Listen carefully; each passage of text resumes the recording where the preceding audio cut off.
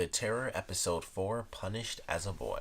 So this is an interesting episode, especially getting to the end where we have Hickey, as well as, two other random people that don't matter at all, going out to get the Inuit woman and kind of coming across this creature. We can't really call it a bear, but this bear-like creature with, three times the size of a normal bear, weird head, apparently was one of the big things that stuck out to me.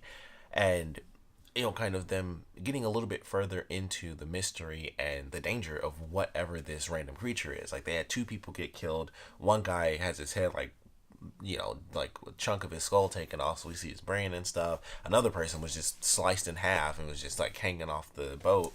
So, definitely a crazy episode for them where it's like, we don't really comprehend what's going on here. Like, we thought it was just a bear, and then it's like, this guy got sliced in half, which no normal man could do, even with a blade. But that's not something you ever really hear from an animal either. So they were kind of, the crew was starting to get a little worried. And then, of course, things start to crumble a little bit. And I still can't remember this dude's name at all. So I'm still going to stick with the Moriarty thing. But Moriarty ends up kind of punishing Hickey for the crimes that they committed, where he lays it out as like disrespect, which I thought was funny, but I was like, it's so old-timey. Disrespect probably was like an actual felony. But he kind of lists off all these things that they did, and it's like, you're going to be punished, you're going to get lashes for it. And so Hickey, being the character that he is, who is really crazy, which someone pointed out to me in my last review, that Hickey and the other guy are a couple, which the weird thing with me watching the show is, for some reason, there's always a chunk of the episode where I'm just like zoned out because it's like such a slow paced show. There's always a point where I'm just like off doing something else at random. Like, even in this episode, I was trying to like match it up because for whatever reason it got cut off when it was recording. So I watched it online and I was like, I don't know where the heck this is from the scene that I was trying to match up with. So I just watched the whole episode online because I couldn't figure it out. And so it was like that sort of thing where I was just like, there's just little clips and stuff from like, oh, I didn't pick that out. But he gets punished, Hickey gets punished, and it seems like he kind of went crazy a little bit, like him, pooping in his boyfriend's bed, which that didn't really come up as much as I thought it might. Thought that would be a fairly big deal, something, a decent deal, like, oh, there's crap in my bed, it's probably this guy, but also they kind of have to hide that. But once again, I probably totally missed that conversation. That could have been a thing for sure. But I don't know, I was like, oh, I'm surprised that didn't come up. But he found another way to screw up, and he was mad, and so he was like, I could have saved your life, I could have just ended this whole mess and saved us all. And so then he's punished as a boy. And when they said that, I was like, what the F does that mean? I thought it was just like the title of the episode or something. It's like, okay, you're getting lashes and more lashes. I just assumed he was going to be like, you're getting 50 lashes with the way he was counting. And then it's like, he's to be punished as a boy. And I was like, that, whatever that is, can't be good. Whenever there's a term for some punishment, typically it's bad.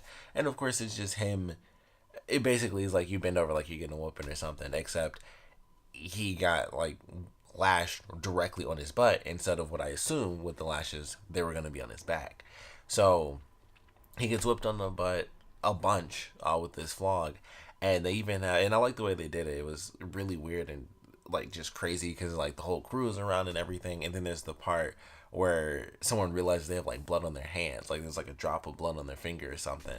And I was like, that's super intense. And it's like just this weird thing where everyone's kind of, it seemed like they were kind of forced to do it, because I would have been like, I don't really need to see this. I don't want to see this guy get whipped in general. It's not the fact that he's bent over. It's like, I just don't want to see him whipped, period. Like, no one wants to see that. So it was just interesting where it's like everyone's kind of just stuck there. And of course, then once everything's all said and done, it's like, okay, you've been whipped for this. We will send the Inuit woman onto the Erebus ship. And I just, it just dawned on me, both these ships have like terrible names. Like Erebus, at least for me, that's like a giant horror house, haunted house in Michigan. So it's like, that just dawned on me, like, it's like the Terror, which even back then, it's like, why would you name something the Terror? And then, Erebus, I think of a haunted house and the devil. But anyway. So they send the woman over. It's like, all right, well, we talked with, who wants to go to the other ship for, the time being. It's like, it's kind of like everybody except for about 10 people. And I love the way they did it where he, he's like drinking his liquor and he just looks and it's like, yeah, I mean, I had to do like whip like a boy in front of everybody, like crazy. So it makes sense that everyone kind of doesn't want to be near me anymore. So I thought that was interesting.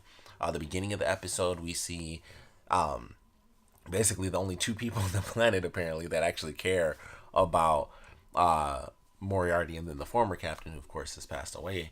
And it's the wife of the former captain and the niece of the former captain, who I thought for sure that was his daughter, but they say like uncle. They do like another flashback, and I think it was from the first episode where they talk about like, oh, he's not meant to be a part of this family, and he comes down the stairs. I think that was them talking when they were upstairs.